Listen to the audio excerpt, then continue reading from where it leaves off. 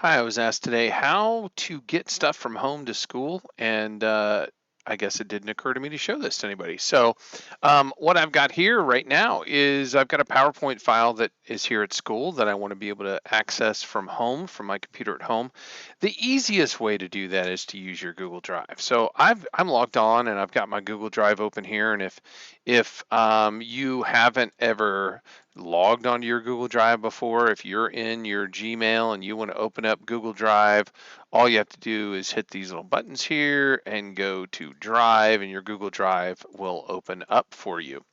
Uh, I've got a mess of a Google Drive. I'm going to go ahead and click here and make a new folder.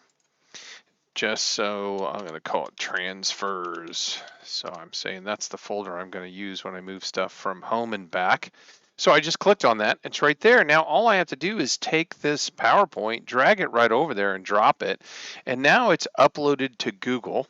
And when I get home and I want to use that file, so I'm going to pretend I'm here at home now and I've deleted that. All I have to do is right click on it and say download. And now I can download that to anywhere I want to and have access to the same PowerPoint file anywhere that I want to. And that's probably the easiest way. We do have a way to get to our T drives from home, but your Google Drive is a really quick and easy way to do that as well. And that is it on how to use your Google Drive to transfer things between locations.